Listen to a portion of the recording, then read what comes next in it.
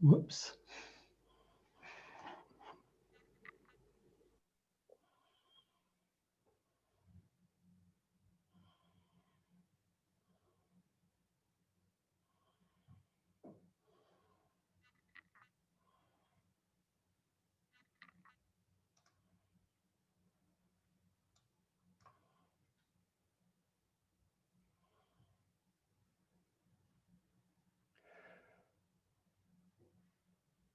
Okay, well, let's go ahead and get started. Thanks very much. This is our session on labor. Got two great papers and presented in video form. So we'll begin with the video from Florian Grosset on the poor tax, redistributive pressures, and labor supply.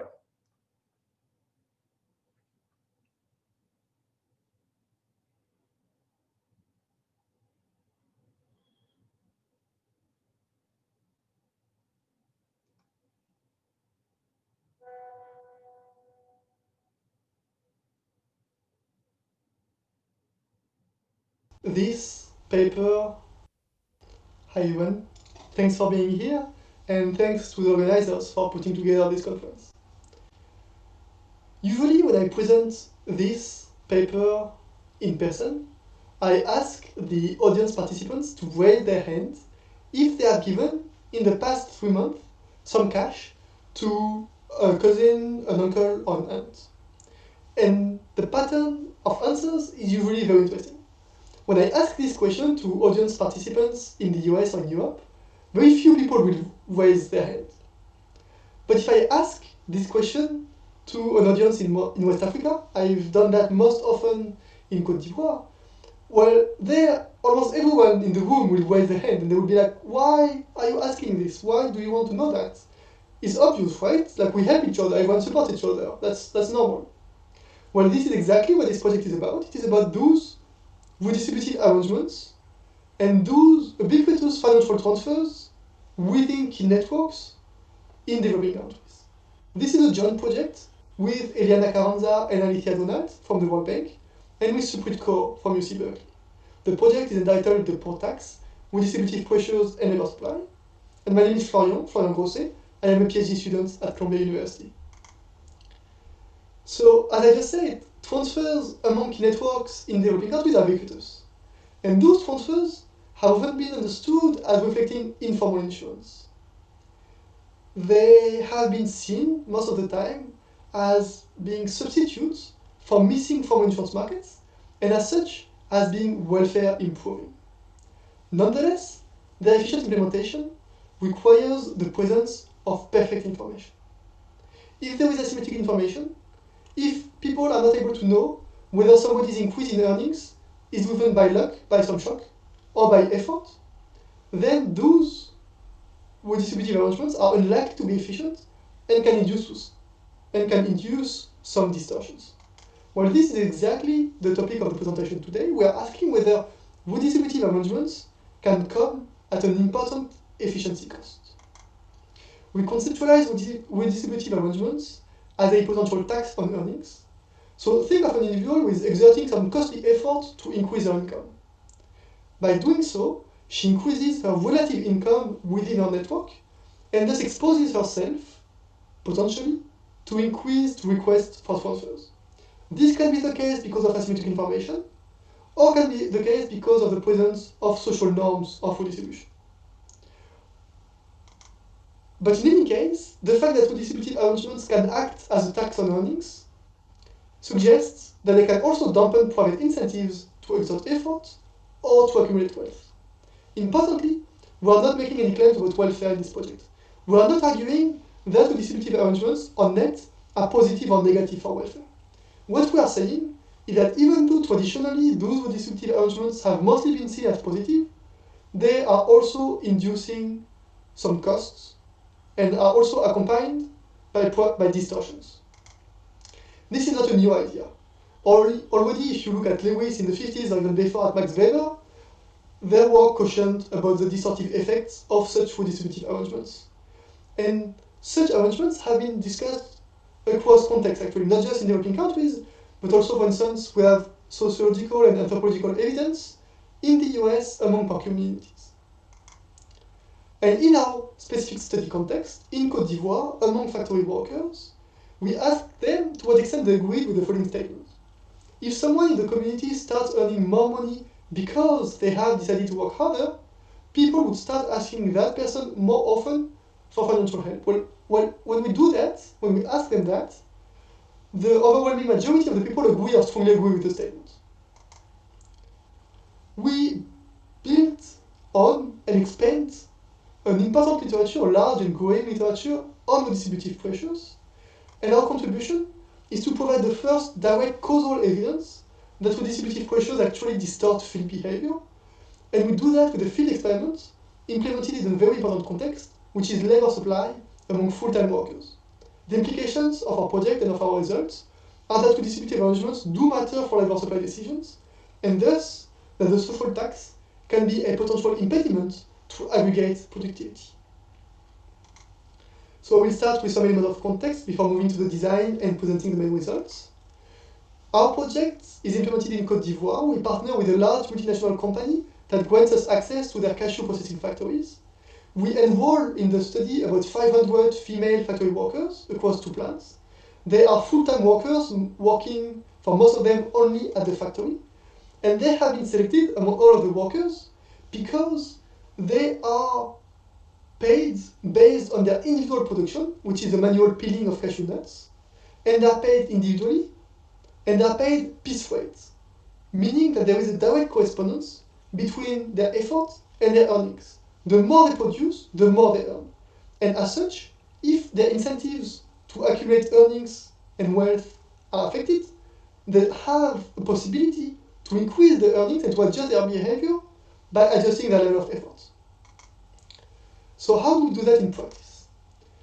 The goal is to lower the poor tax rate on earned income and to examine its effects on labor supply. We do that in partnership with the CNC, which is the country's largest savings bank, and we offer workers with an illiquid savings account. The account works as follows. There is a threshold chosen by the workers. Any earnings below the threshold are paid out on the payday in cash as usual. But if the workers earn more than the threshold, then the surplus will be taken out of the paycheck and be directly and privately deposited into a bank account and locked away for a given period of time. And so the workers can save while credibly denying requests for transfers. We do just that in the first phase. In 3 waves across 2 plants, with a block period of 9 months, we provide a random half of the workers with those private savings accounts, and we examine the effects on labor supply. But then you may think, okay, fine, you do that, you find an effect, but what tells me that there is not another mechanism? That, for instance, workers are not using the accounts for self-control purposes, rather than to shield their earnings against external redistributive pressures? Well, we address this question directly in 2 ways. First, we have the second phase, which is instrumental to our intervention, where we offer some public or some private accounts, and I will discuss that in a minute. And we also directly address the issue of self-control with a direct test that I will not present today due to time constraints. So what are those public accounts? Well, as I said, in the second phase, to a random subset of workers, we'll be offering the private savings accounts the same as in the first phase. But to another random subset of workers, we'll be offering the public accounts. They have the same functionalities as the private accounts, but for one. If the worker achieves savings, then the existence of the savings and of the accounts will be revealed to the network of the worker. And so if workers are only using the accounts for other purposes than to shield their earnings against redistributive pressures, for instance, if they're only using it for self-control purposes, we should not see any difference between providing the public or the private accounts. If we do observe a difference, it suggests that something external is happening and that the workers are indeed using the accounts for redistributive pressures concerns. Well, you may say, yeah, okay, I don't buy it completely, it's fine, but something else could drive the difference between public and private. For instance, people may be wary of the publicity of the accounts and might just like intrinsically their privacy and not want others to know about the accounts without any regard for distributive pressures. Well, we have two things. For the major confounds, we rule them out explicitly with some specific tests to show that they are not key in explaining the results. But also, you need to think about two different things. We have two sets of results. First, we offer some workers a private illiquid savings account, and we observe their labor supply. We compare it with that of workers who are not offered an account. And that is one set of results. Then, we also offer to some workers a public illiquid savings account, and we compare that to the private savings account. And we have this second set of results. And so what you need is to find a story that can explain both sets of results at the same time. And most confounds might explain one or the other. But to us, the only thing that reasonably can explain the two sets of results is the distributive pressures. If you have other ideas, I would be happy to learn about them and to discuss them together. And so the results, well, we have a remarkably high take-up rate of 43% in the first phase when we offer the accounts. And importantly, in the second phase, we show and we find that workers really like the privacy feature of the accounts. When the accounts are there but are public, then very few people, as compared to the private treatment group, take up the account. And we also see that providing those accounts have large effects on individual labor supply. We see an increase, so when comparing basically workers in the control group who are not offered an account and those offered the private illiquid savings accounts, we see that those with the accounts have an average earning that are 11% higher than those in the control group. And further, because only 43% in the treatment group take up the account, it means that those who do take up the account have a boost in earning induced by our intervention of 26%. And importantly, we see a very similar effect in phase 2, which means that what really matters for the workers and for the effect on productivity and on labor supply is indeed the privacy of the accounts and the ability of the accounts to shield the earnings from distributive pressures. We have a bunch more results to further bring the point home about the mechanism, some additional treatment effects. I won't talk about that now. But so to conclude, we find that workers do demand illiquid savings accounts that allow them to save without having cash on hand, and that enable them to refuse the request for transfers without a cost. We find that the account strongly weighs the individual labor supply, which is consistent with skin taxation as an impediment to labor supply, but only when others do not know their existence. So this cannot just be explained by some privacy concerns, and is especially consistent with mechanisms of redistributive pressures. The blocked savings are a potentially potent policy tool, regardless of the mechanism, given the strong effect we observe, and we have some lessons that I'm happy to discuss about the implementation. So in conclusion, transfers are essential for coping with risk. They are typically viewed as unequivocally positive. They are seen as being substitutes for missing interest markets and thus as improving welfare, but their efficient implementation relies on perfect information. Informed insurance can actually turn into informal taxation if there is imperfect information or if there is some role of social norms of redistribution. And so this suggests that welfare benefits may come at an important efficiency cost. Those transfers can dampen incentives to work hard and to accumulate wealth, with implications for productivity in poor communities and countries. Thanks you very much. Great, thanks very much. Yeah, very interesting paper. It's a topic I've been interested in a long time. It's a really, really interesting results, and we'll hear comments on it after the next paper, which is Kanishka Kakkar from Indian Statistical Institute. So we'll hear his presentation now.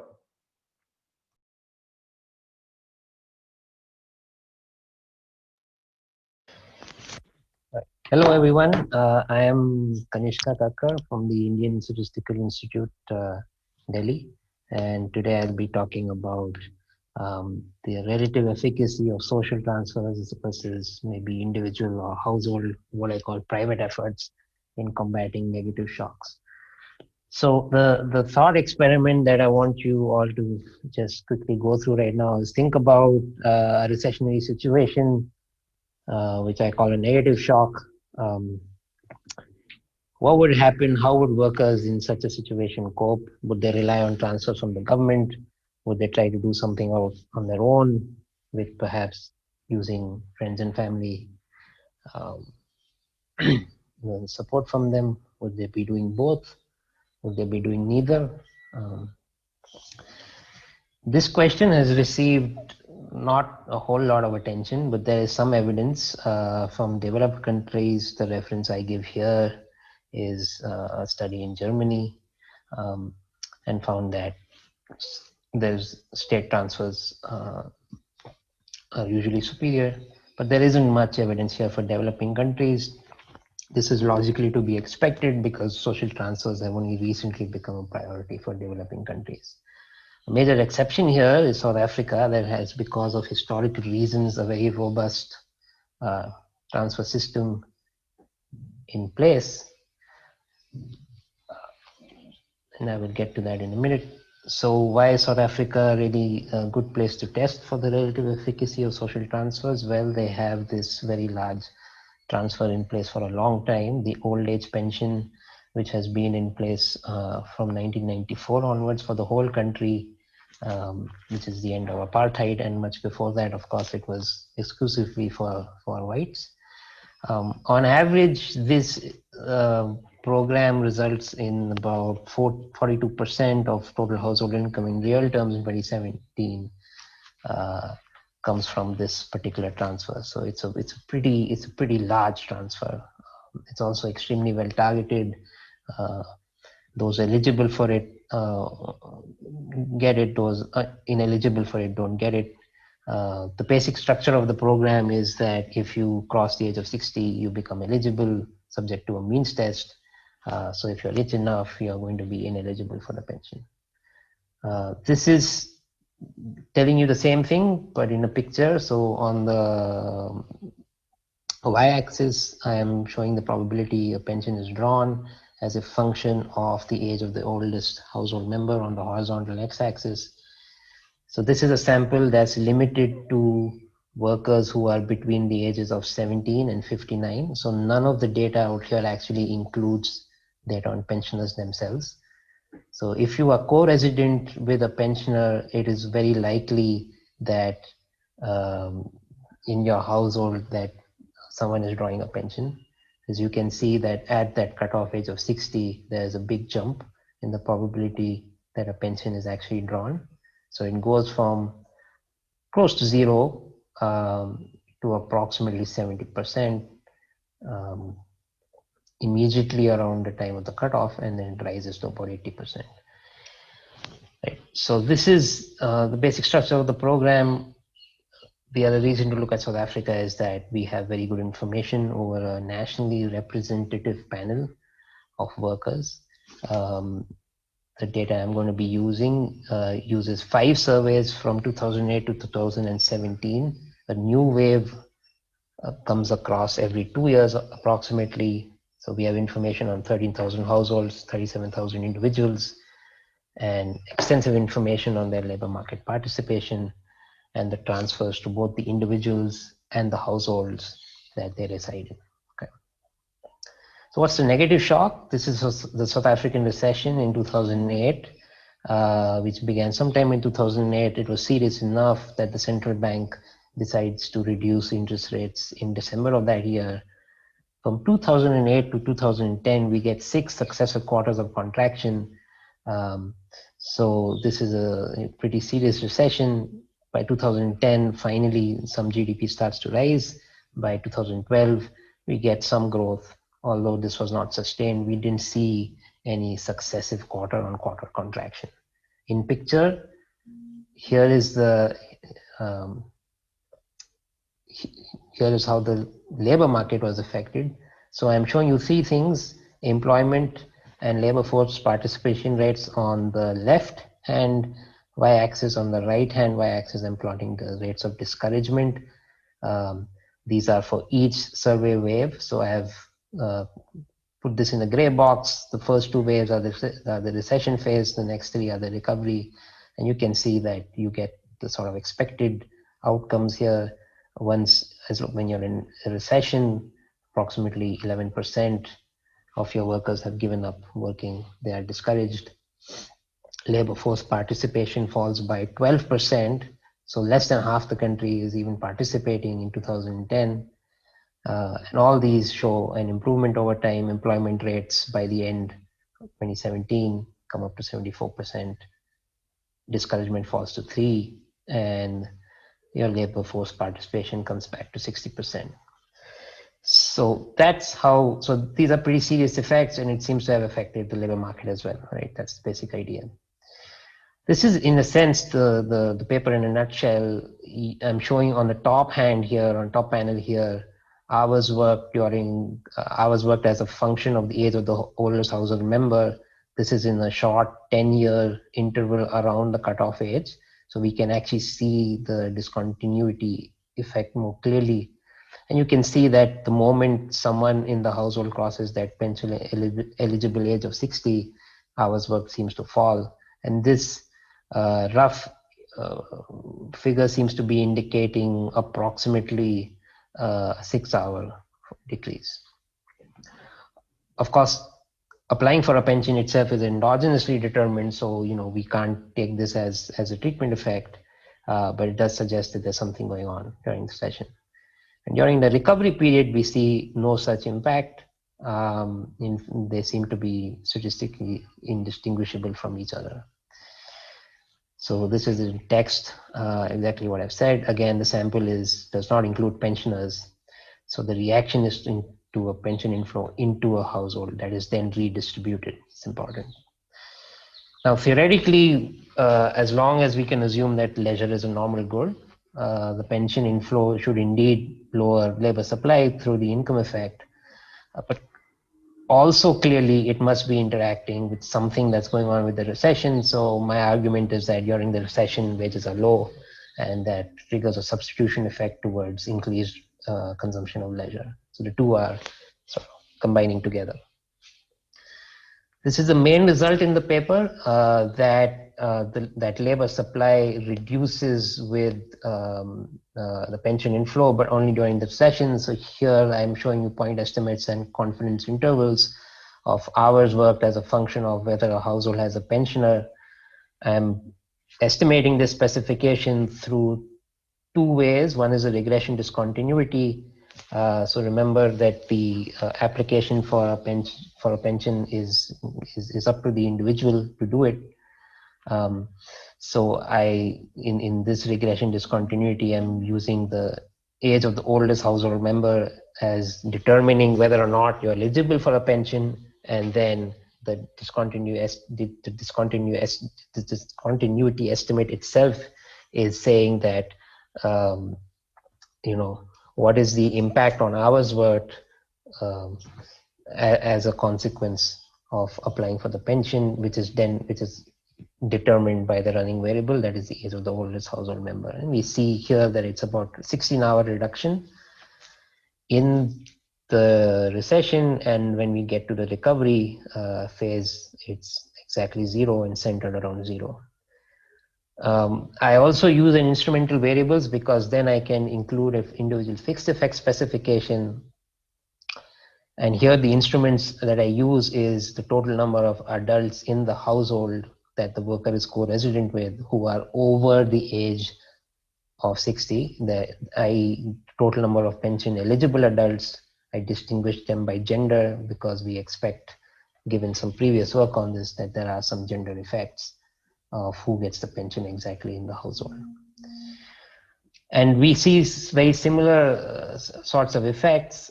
This is not altogether surprising since the regression discontinuity is really being estimated in 2 stages through a fuzzy design because we have incomplete take-up. And we know that these 2 estimates at least the estimates have a very close relationship in that they are identifying exactly the same variation. It's local around the point of the cutoff. And the only difference between these two really, therefore, is the addition of individual fixed effects. But we see that that doesn't seem to have much of an impact. Okay, which is good. The other way now, I've only so far looked at pension inflow, but really we want to somehow compare it to what other strategies that could be used to combat a recession. So one common way that households often use is to reduce consumption.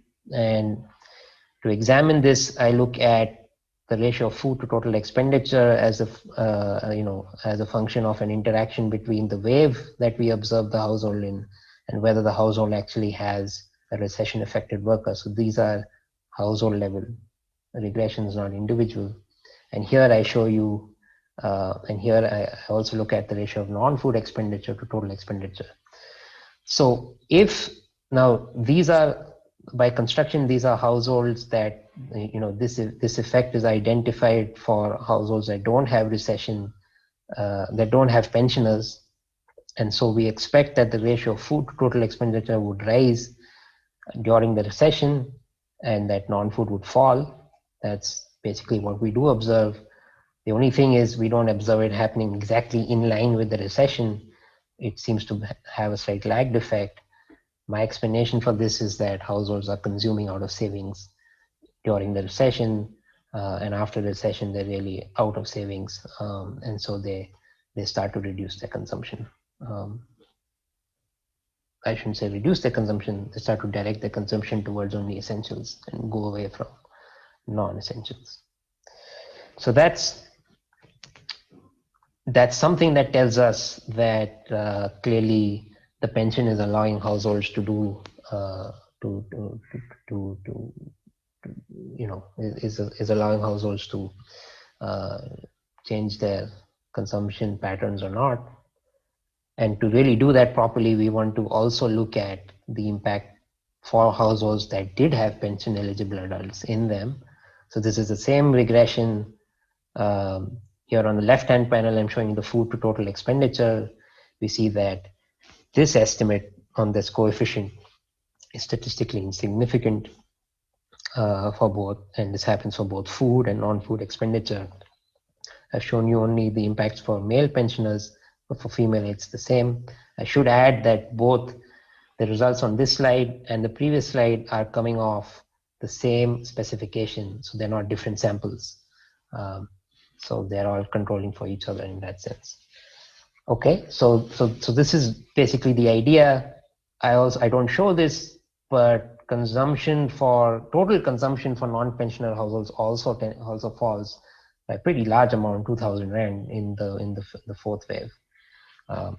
So in terms of the comparison between the state transfer and the sort of individual or household level strategy, it seems like if you get the pension, you're really not changing much. You're in fact reducing your labor supply, which is logically to be expected. But if you don't get the pension, then you're not only working more, but you're also consuming less and consuming more essentials of that lowered consumption. The other way that you could respond is you could have other members of the household might step up their labor supply, but we don't see that. So here I show you total hours as a function of the interaction between the wave indicator and whether a household has a recession affected worker. And in the two pictures that I'm going to show, the one on the left has no pension eligible adults, and the one on the right, it does. They do, and we see basically no impact. So it doesn't look like this increased labor supply through other members of the household, is being used at all. So one thing that I should point out is that the recession affected worker, I'm defining this based on some previous work that essentially explored whether the recession had heterogeneous effects by the type of industry that a worker was working in, because the recession hit only certain industries more than others. So that's how I use to define that variable. So that's my overall conclusion, that state transfers are able to basically combat negative shocks. I'm getting to be, I think, 3 minutes over time. So I'll quickly conclude. Workers that can access the extra income from the pension tend to work less. This effect disappears once the session is over. If you don't get the pension, you're going to work more. The household you reside in are going to consume less and consume more essentials. Clearly, this indicates their welfare has fallen. So workers basically use the shared transfer to buffer against a negative shock. Other strategies such as the increased work hours and consumption reduction that are used appear welfare reduction, thus logically only used if the transfer is not available. I should also add that there has been extensive work on this pension program and its effects on labor supply, but the main problem has been that there's been limited data to analyze this in terms of cross-sectional or short panels really. The latest piece on this by Matt Abel 2019 in the paper last year, he looks at the first two waves of this particular survey to find that labor supply falls in response to the pension. Clearly, this is not happening throughout the entire sample. And my argument is that there is some nuance to this result, that the pension does cause labor supply to fall, but only if the economy is in recession and really workers are using the pension income to protect themselves, as are the households that they reside in. And that's my conclusion. I look forward to our discussion.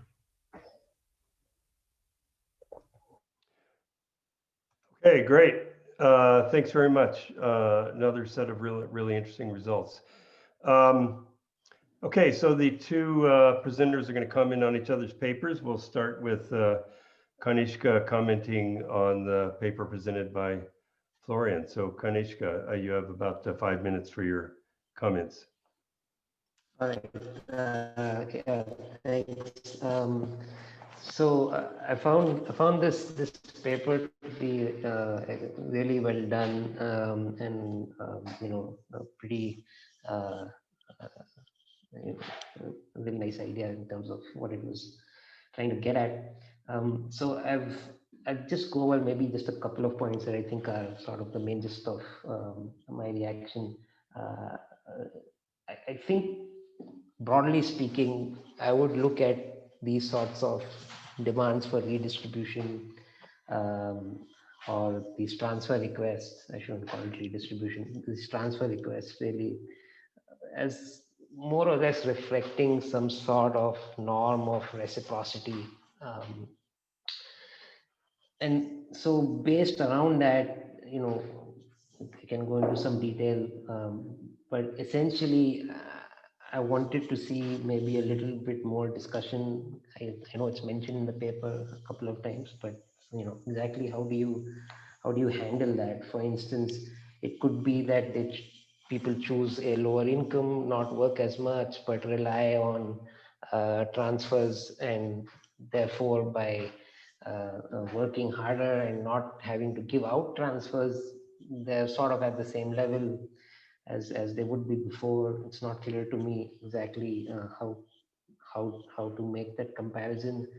Um, this is just the basic idea here is that if there is some sort of reciprocity involved, as an intervention like this, is it maybe diminishing that, and that could have some potential inefficiency of its own. So you correct one, but you maybe get something else. And uh, you know the other point I had was, what about workers? Can they deny transfer requests? Does this happen? Do we know anything about this? Given that there is some amount of asymmetric information, is that even possible? What prevents a larger size transfer from being asked at the end of that 9-month period? Uh, all these are basically revolving around the same notion. This is uh, essentially some sort of reciprocity norm that has come into play, and exactly how would you handle that? So I have many more things to talk about, but I'll stop there for Okay, great. And we'll wait for responses and other questions. Any of the people in the audience, if you want to submit a question, you can use the Q&A, or when we're done, if you want to use the raise hand feature in participants, you can do it that way, and I'll call on you and just have you ask your question. So Florian, your comments on Kanishka's paper. Yes, definitely. So I think it's a very interesting paper, looking at how labor supply during a recession and then the recovery is affected by the availability of social transfers. And in the case of South Africa discussed here, specifically the availability of transfers means having someone in the household who receives a pension. And so we've been asked to think about like two things we like and two things that could be improved in the paper. So we'll start with the two things I like. The first one is that the paper seems highly relevant. Understanding how individuals cope with shocks in a period of deep economic crisis is like a very important question, especially now with COVID. But even before COVID, there were discussions in numerous developing countries about implementing or expanding social safety nets. So a lot has been said and written already on this specific scheme, on the South African pension scheme. But this specific analysis with the use of the panel data and focus of what happens during the 2008 crisis and the recovery seems very relevant. And I will say a bit more later about like how maybe how to make it a bit even more policy relevant. And what I also appreciate is that the argument is very well documented. So there is clearly a lot of effort put in the paper to convince us that that the story is providing us is like the good one. Like the results, what is nice is, for instance, the results are both in tables and in figures for the main results. So for people who like one or the other, that's very easy to follow and to see. And there is a rich discussion of the results. There are a lot of robustness checks. And also, Kanishka, you're using different empirical strategies to get at the same thing, which is good because you can have some doubts on one strategy, for instance, but then looking at from another angle and seeing the same type of results confirms what you believe. Maybe that also means that you might want to think about some multiple hypothesis testing to adjust the standard errors because of all the checks that you are making. But that is like, yeah, you just presented a subset of the results, but the paper is much richer. On the thing that could be improved, maybe I wanted to think a bit more about the external validity and what the paper can tell us. So I think that, maybe correct me if I'm wrong, but I think the paper tells us that if you take a situation when you have already a system of social transfers, it tells us what can happen between the people who have access to the transfers and those who don't have access to the transfer. So that's important, but I think that policymakers can also be interested in a slightly different question, which is what happens if you introduce a system or if you expand the coverage. And that you cannot directly answer, I think, with those results, because in your case, the control group, so the people who are like who don't have access to someone with a pension, behave differently than if there was no pension system at all in South Africa because of some general equilibrium effect. So basically what happens is that you show that when people are in a crisis and have access to a pension, they reduce the hours worked. And so by doing that, they reduce the aggregate supply of labor in the economy, which potentially reduces the downward pressure on the wages. It frees up some jobs. And so you can think that people in the control group would have a harder time during the crisis if the people in the treatment group did not have this option of just going out of the labor force. And so basically what you have is a treatment spillover, meaning that the presence of the pension affects the people in the control group, even if they don't have directly access to pension. And so maybe you could think of that potentially with like a sector level analysis. You could look at the effects of having a lot of people with living in household with pensions on wages, for instance, and see what happens. And then briefly on the mechanisms, you show that individuals benefit from having somebody in the household who has a pension during a crisis. And related to our paper, basically what happens is that younger people are taxing the pension of the older person, the one who should receive the pension. And so maybe it would be interesting to think about that, looking at the person who gets the pension, what happens. Like, for instance, looking during a crisis or the recovery, how likely are people who turn 60 to apply and to get the pension, or how likely are they to work instead, or to both, just to complement the picture you are giving us? And I think there have been some studies with this reform from a gender lens, on the bargaining within the household and the allocation of resources within the household. But what is nice with you is that you are looking at the intergenerational lens rather than the gender lens. So this could be a nice complement to your paper if you just have like one small section, maybe looking at the pensioners themselves. And I have some more also, but we can discuss it afterwards. Okay, that's great. I'm going to turn things over to Anda David, who's our question moderator, and she's got some questions herself. I've also got some questions. We've got some questions from Kathleen Beagle, and if anybody else has questions, feel free to put them in the Q&A and or raise your hand in the participants list. So Anda. Yeah, thanks, David. So these are two very, very interesting papers. Thanks a lot. I do have my questions, but I'm split on whether asking them or asking Kathleen questions, which are also comments. And actually, her first one, it's a little bit related to mine because her question is on the wide-ranging implications of Florian's paper because it relates to migration decisions, and then with the many digital options such as digital wage payments and business transactions, it's important to understand this better.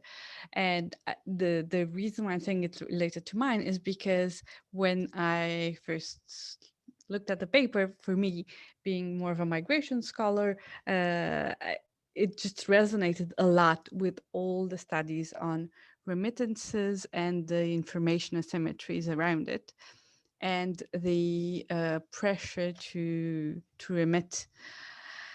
So it would be interesting if you can maybe dwell a little bit on this. And I also had a technical question in the sense, how is the information revealed? Because you mentioned that the information is revealed to the network, but maybe I missed that, and I just wanted to ask you, how is this revealing being done?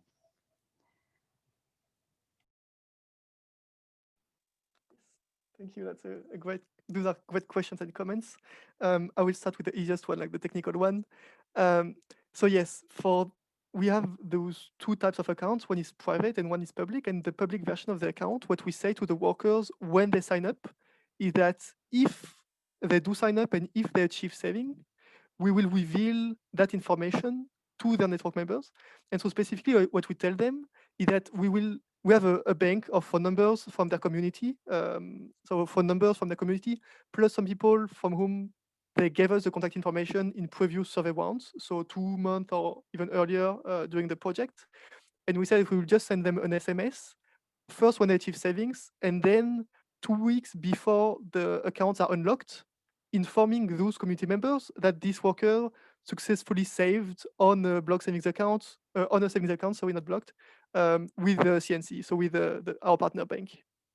And so, yeah, like this is the way we inform them, is by sending an SMS saying, and this SMS is couched as a publicity promotion for the bank. And this is also how we framed it to the workers. And we are really cautious. We piloted that carefully because we knew this could be ethically, we wanted to think very carefully to that. And so we piloted that, and actually saying that it was a publicity promotion, people were happy about that. They had no issues. And they were even, like basically some of them were like happy to help the community save and to let them know about those accounts. So that was not a problem at all for the implementation. And on migration, so the pressures to distribute. So what we're thinking about here are female factory workers in 2 cities in the center of the countries. A lot of them, I would say about half of them, are not from the locality. They come from somewhere else. And so part of the pressures they face are from local individuals, and part are also from people who are far away. In this work, we look at the aggregate pressures basically, and we try to dampen the pressure, like those aggregate pressures from everyone, both people who are at the same place or far away. So in this specific setting, I think we're not trying to distinguish whether, like, from whom it's coming, whether it's remittances or not, but definitely the same mechanism. And in a new project we're thinking more about that, about the remittance aspects and how it relates to this rich literature on information asymmetry and remittances. Okay, great. So Kanishka, Kathleen also has questions for you, and she also added some more comments and questions for Florian. But on your paper on South Africa, it's which is that the work suggests that the lower age for women is an advantage for them with regards to the transfers. I don't know if you would like to respond to this or not, or if I can just ask you a question directly, if you have a comment on that, and maybe also on Florian's comments. Can I just jump in also? My question is also about the pension age. So used to be that men had a pension age of 65 and women at 60, and then it changed. And I can't remember when it changed, but I'm worried that it's right during the period that you're looking at. And anyway, just comment on the pension age, because it did change. Yeah. So that change actually, you're exactly right. It takes place somewhere in between 2008 and 2010.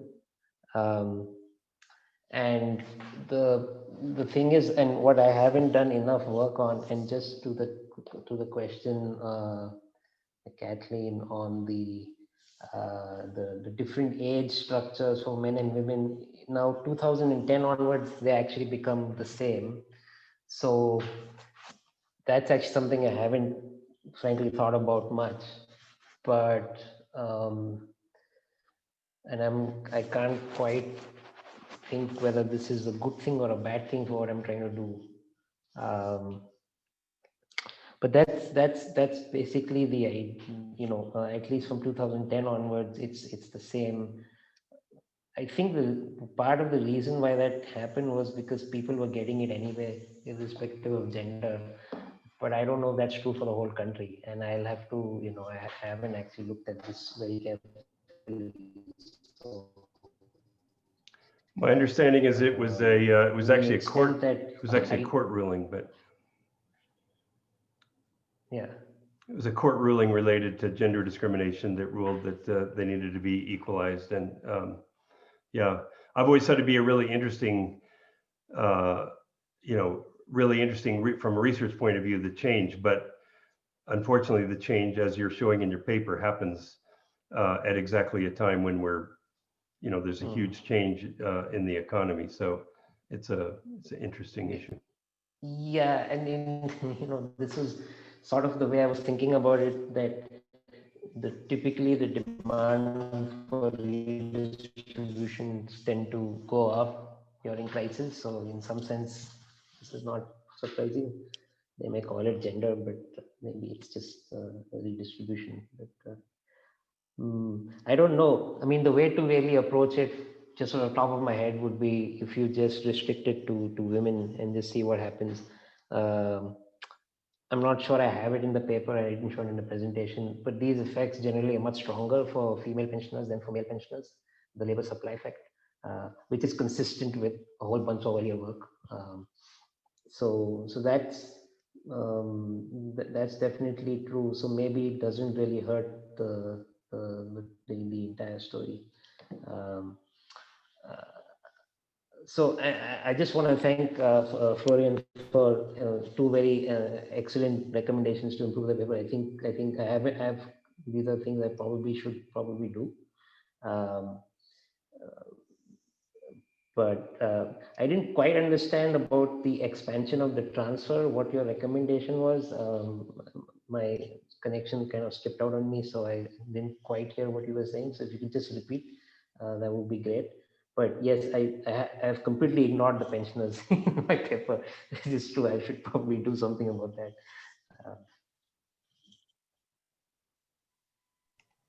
And can I also just ask a question on your paper? Because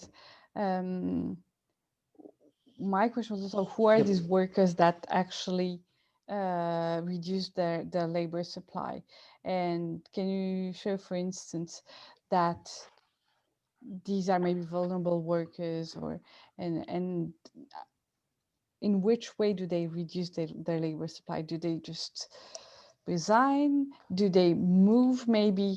Because also with this issue of what happens during your sessions, it's a lot of internal movements and households recomposition.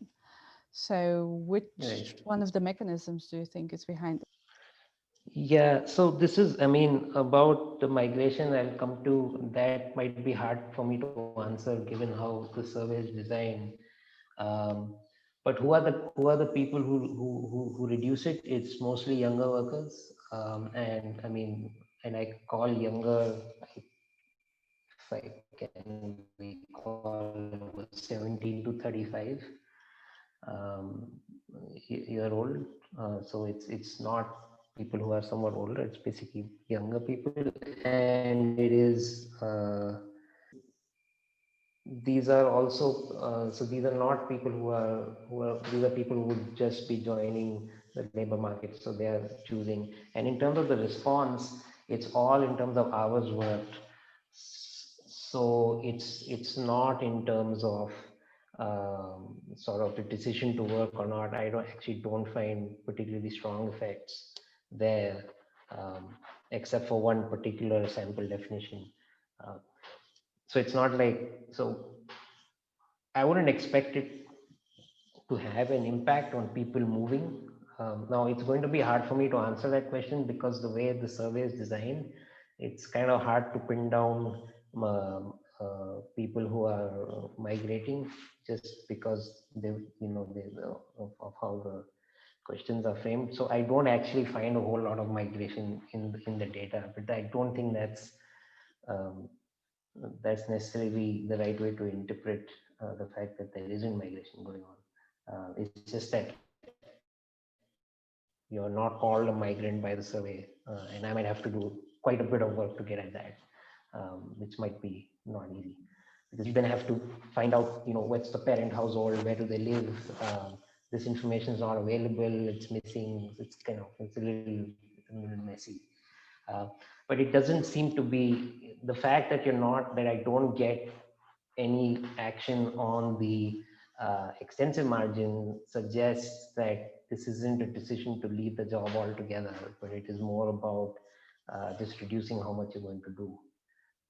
But can I jump in on a related point, which is that a big issue in this literature, there's this, as you well know, enormous literature looking at the impact of the pension, doing very similar kind of approach. And one of the big issues has been whether what we're seeing is endogenous household composition. So one paper that you don't cite in your paper that I was a little surprised is a sort of well-known paper by Bertrand and Mulanathan, and I can't remember who else, which was one of the first papers to argue that the arrival of the pension was causing prime age men in particular to reduce their labor supply. And one of the responses to that was pretty persuasive was that that's not actually what's happening at all. What's happening is that prime age men who already are not working, perhaps because of disabilities or maybe they're lazy or we don't know, when the pension arrives, they move in with grandma. And so what we see in the cross section is that when grandma's receiving the pension, there's more likely to be prime age men with low labor supply, but it's not the pension affecting the labor supply, it's the pension affecting the location, the residential location of these prime age men. And there's some evidence for that and some work by Ann Case and Kelly Artington and Dory Posel and some others, some of which I think you cite. So I just wanted to sort of flag that as an issue here. And of course, if you add the recession on top of that, and I think that's one of Anda's points of Anda's question, that the recession is also driving, perhaps people to move back into the household. And I do think you should be able to see that in NIDS. But anyway, just to flag that issue. Yeah, I think the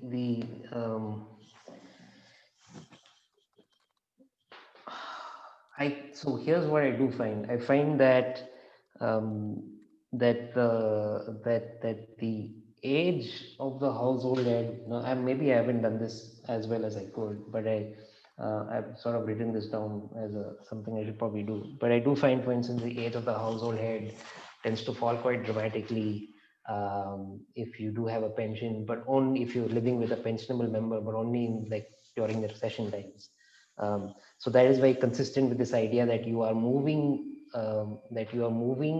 into you're moving in with your grandmother or your grandfather, but you're doing it only during the recession.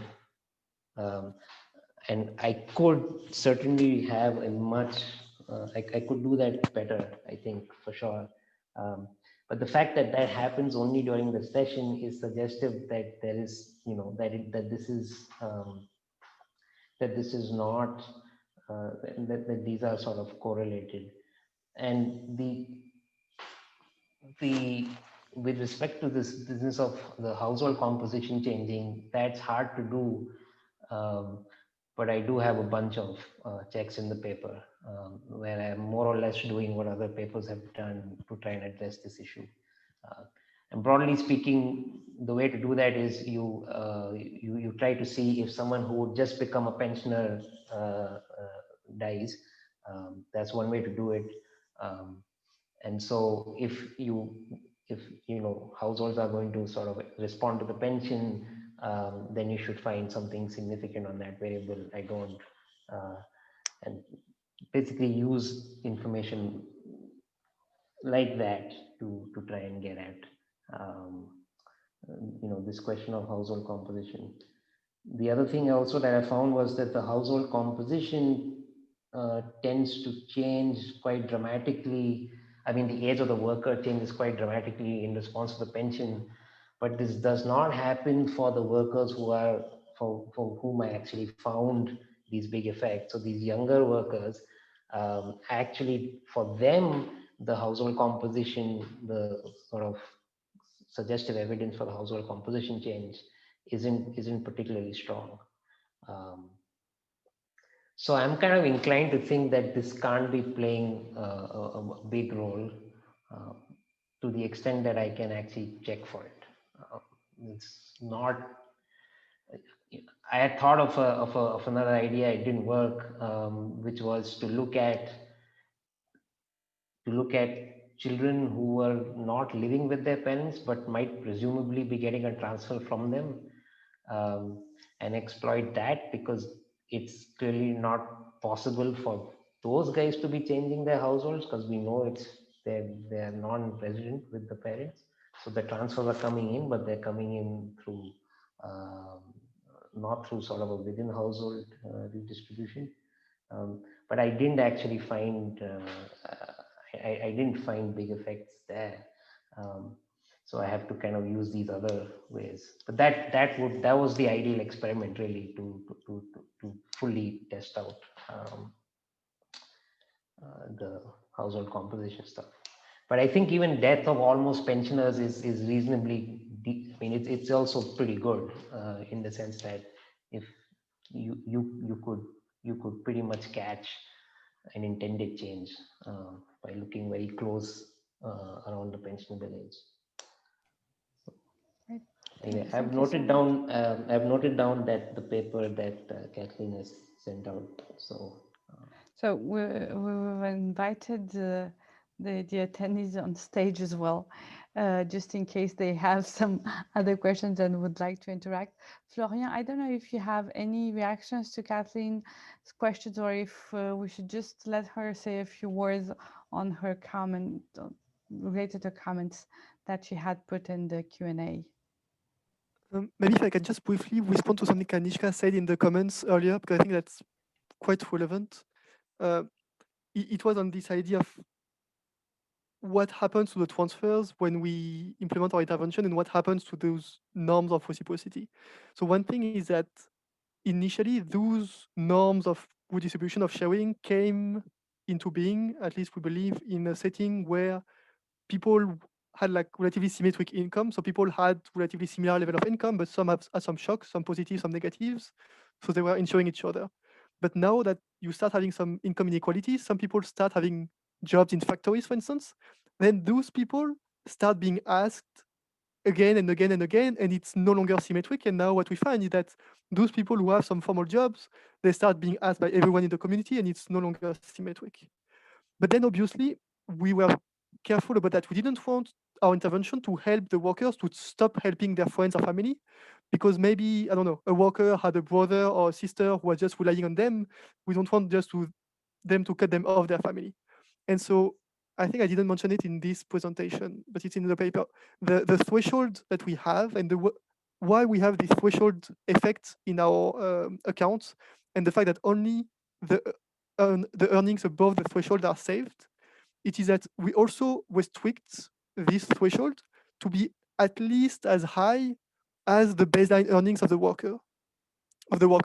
And so the only way they can save is if they increase their earnings as compared to the baseline level of earnings. So the idea that if they don't change their labor supply, they have the same amount of cash as usual to consume and to share with their friends or family members or like to transfer.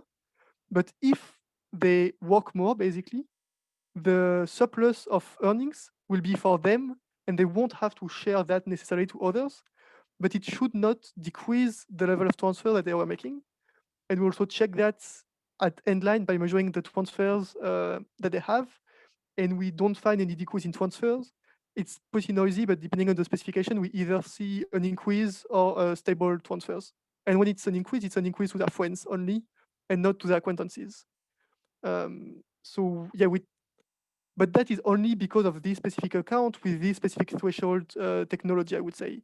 The results could be different if we had another type of earnings, for instance, related to what Kathleen was saying. If you think of some mobile money accounts or some other, particularly anything else that allows workers to hide what they are earning, that could have different effects, and we are not looking at that here.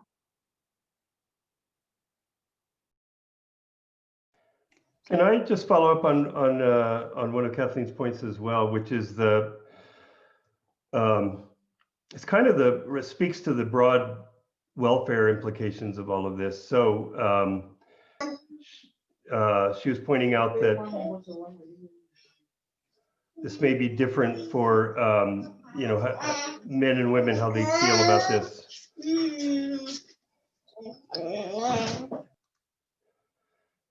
And so the question I was going to ask is, if I think we're getting a lot of evidence that this thing is real from this. This is very persuasive, and we have some other related studies that this sort of family tax or tax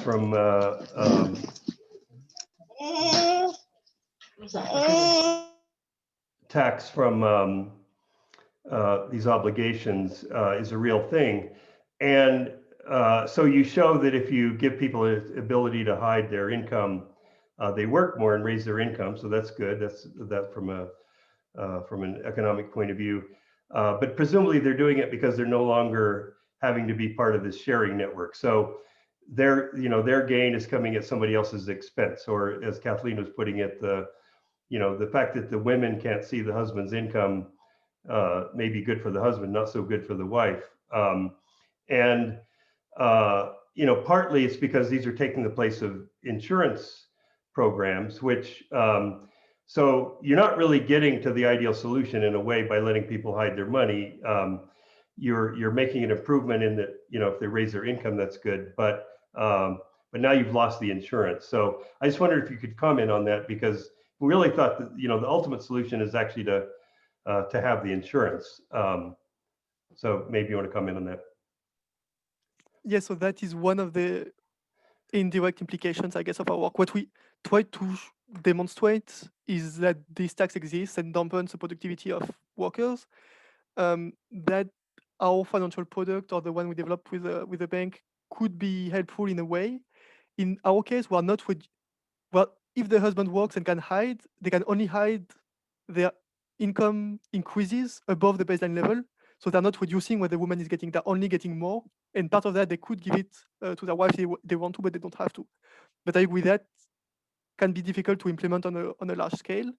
So I guess one of our implications would be, or a follow-up study would be, to think more about the informal insurance, a formal insurance mechanism. And so this could be used as a support to demonstrate one additional benefit of having a formal insurance system coming in, rather than those informal insurance. So yes, we are very careful. We are not trying to make a welfare claim about those informal insurance networks. If they are there, it's most likely for a good reason. And even if we don't show it or don't study it, I think we think that on net they are positive, that if they were not there, it would be catastrophic for those people. But if we could find other ways, such as some formal safety nets, to reduce, like to replace those informal arrangements, it could be helpful. And I know the World Bank, for instance, in Cote d'Ivoire, or other places, are implementing some social safety nets and are trying to evaluate them. So I'm not sure whether they're looking also at how it quotes out informal insurance, but there are one study on India with from Abhijit Banerjee and co-authors on that. So there is some work on that. I guess not enough, but our paper would be at the junction of that, on like how does formal and informal insurance interact together, and then what role does that play?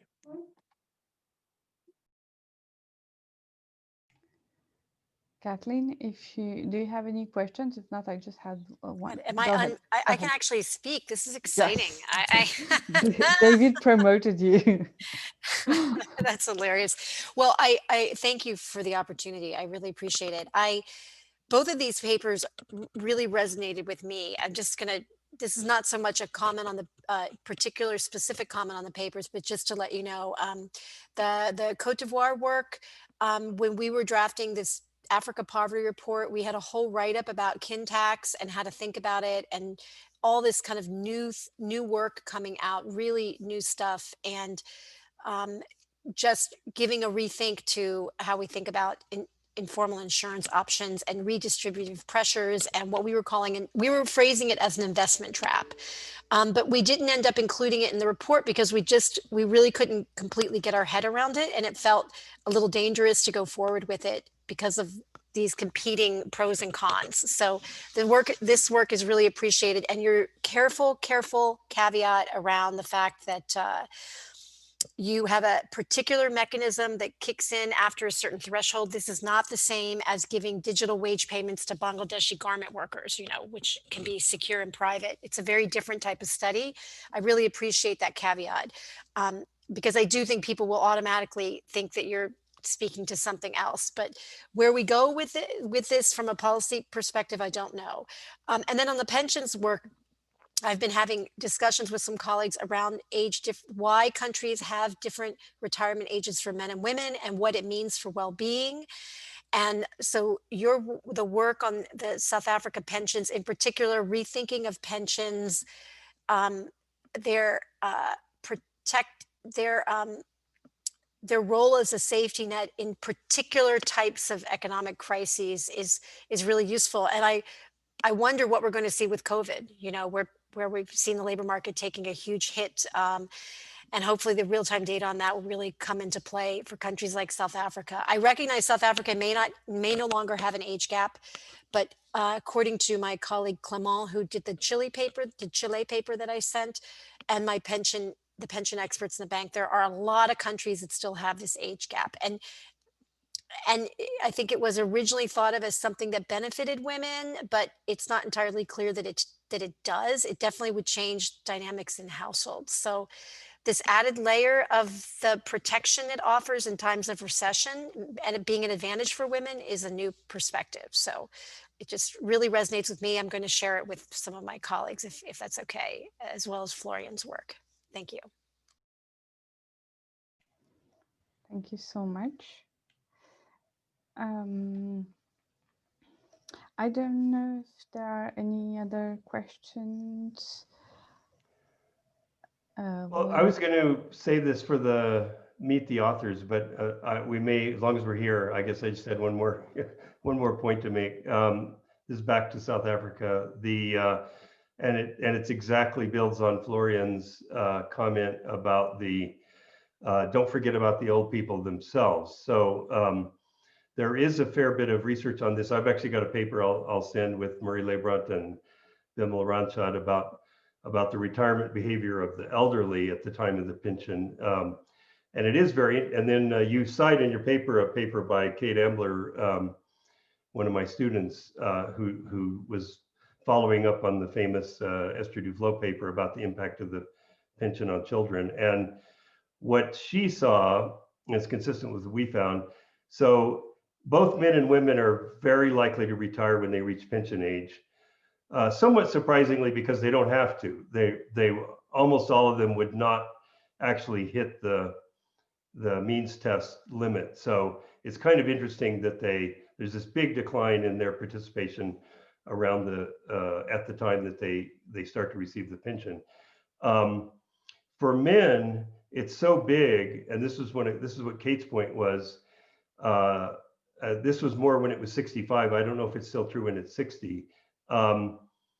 Their income, basically, they completely offset their original income. And one of her points was that it was kind of a reinterpretation of Esther's paper, which said that when women get the pension, it increases their bargaining power, and they use it to invest in children, but men don't. But the thickening of the plot there is that when men get the pension, their share of household income actually doesn't go up because they completely offset their earnings.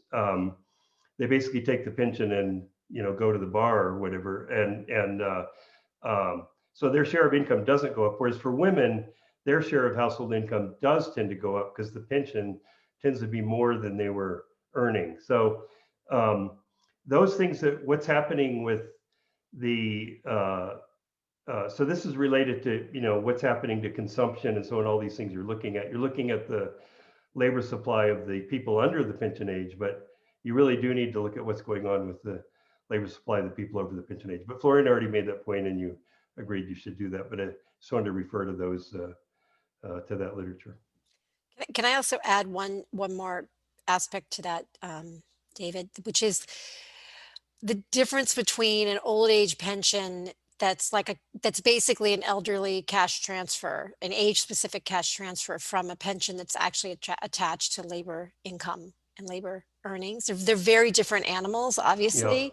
Yeah. And so it's just two different ways to think about, well, they're different programs, and we often refer to them.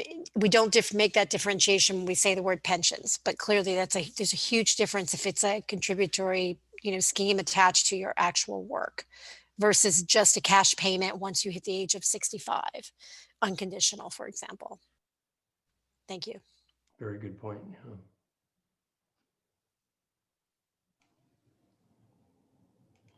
So I'll then also ask my point for the media authors, for Florian, because I'm not at all an expert on these issues, but I'm just wondering how the productivity and the type of jobs on which you ran the experiment can also be maybe too specific that in order to measure the effect. The way I see it is people can put very easily a value on the product. So they know that, well, I will peel a few less nuts in order not to reach that threshold. But then for slightly more elaborate jobs, you won't have that easiness out. So how could that translate into a lessening in labor efforts as to reduce redistribution? That's a good point. You mean with this specific financial product, or you mean the redistributive pressures in general?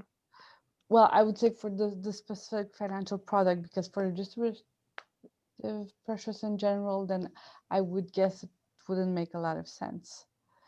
But if you were to imagine such a product, how would that work? Yes, that's a good point. So in the factories we're working with, some people are paid a flat wage and some are paid piece rates. And we only work with the piece rates people because of this, because the people who have a flat wage, they don't have an incentive to increase their efforts, basically. So even if we provided them an account to save part of their earnings, it wouldn't change anything about their effort at work. So yeah, I agree that it's this type of product with a threshold is specific to people being paid piece rates and who can adjust their productivity. The fact that they know exactly where they are regarding to the threshold, I don't think it matters too much, because when we look at the distribution of earnings, we don't have any bunching at the threshold. So basically people, the women there do have a fairly good sense of how much they're producing, but they don't, basically they don't try to reach the threshold, they want to go beyond the threshold to be able to save. And so I think it doesn't really matter how much exactly they produce, or what, if they're off by a few dollars or francs CFA, it doesn't matter too much for how the product works. Okay. And do you see any different? Are you able, or have you measured any difference in terms of redistributive pressure between those who have a flat wage and those who are paid for each piece? No, we haven't. So basically, the one who are paid a flat wage are just the managers of the factory and a few others. So there are different types of people, so it's hard to see. But now we are expanding the project in another set with the same company, but in 2 other factories, where they have some people who are paid in teams. So we can think. I think I need to think more about that, but yes, that would be something to explore. That's a good point. Thank you. Okay, well, I guess we have to end. I encourage you guys to go jump over to the Meet the Authors. I don't know, we may have already, we've had plenty of chance to talk, and but really, really good papers. Obviously, lots of things related to them, and thanks a lot for the excellent papers and the discussion. So, good luck. Thank you. Thank you. Bye bye. Okay. Thanks. Bye.